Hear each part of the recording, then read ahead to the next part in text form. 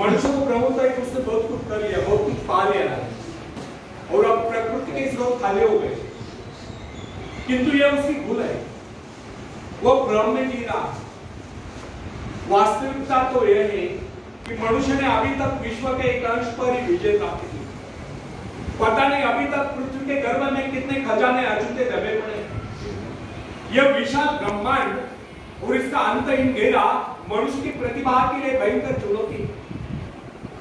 वैज्ञानिक न्यूटन ने गणित संबंधी नियमों द्वारा इस संसार की विशालता का अनुमान लगा लेने के बाद कहा था, मैं तो अभी तक एक अथांग सागर के तट पर खड़ा हूं और किसी अबोध बालक की तरह आयुवत खाक छानने पर भी मेरे हाथ केवल कुछ सिंपियां ही लगे हैं।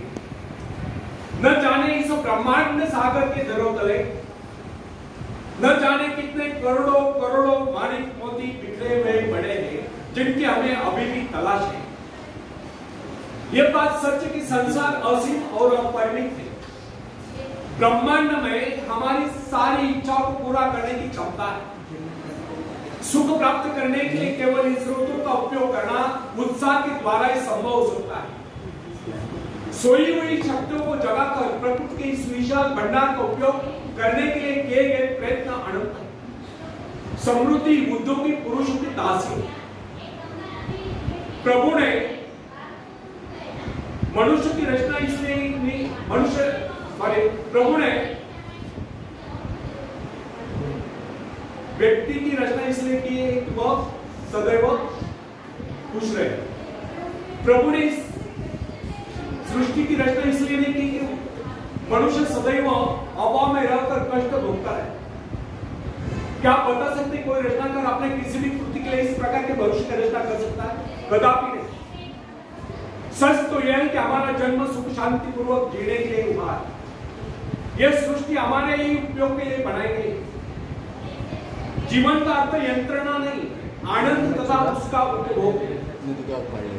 आनंद का अर्थ रूपचंकल क्रीड़ा या अय्याशी नहीं। विलासिता और अय्याशी तो जीवन को पतन की गर्त की ओर ले जाता है। आनंद का वास्तविक अर्थ है व्यक्ति की सभी शक्तियों का पूर्ण विकास और विकसित क्षमताओं का विश्व कल्याण के लिए प्रयोग। नैतिक जीवन में एक प्रकार के संतुलन की सृष्टि करना है। आनंद का अर्थ है सुख, समृद्धि, शांति और सद्भाव का आगमन तथा दुख, दरिद्रता, ईर्ष्या, द्वेष आदि बुराइयों का नाश। आनंद जीवन का स्वर्गीय पहलू। हृदय की स्वच्छता, दृढ़ता, धैर्य आदि बातें आनंद के लिए प्रारंभिक सीढ़ियां हैं। मनुष्य के जीवन में आनंद का अनुभव उस समय तक नहीं होता जब तक वो अपने मन से शंका, संदेह, ईर्ष्या, द्वेष आदि विचारों को दूर नहीं करता। फ्रेंड्स, भय और शंका जीवन रूपी गंगा में विष घोल देते।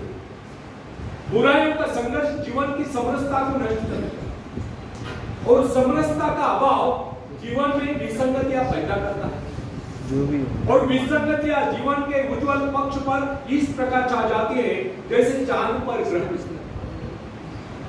आशा, विश्वास, श्रद्धा आदि बातें जीवन को आलोकित करते हैं। इनसे जीवन में शुचिता, स्वच्छता और निर्मलता का समाज और इन्हीं से जीवन में संतुलन आता है।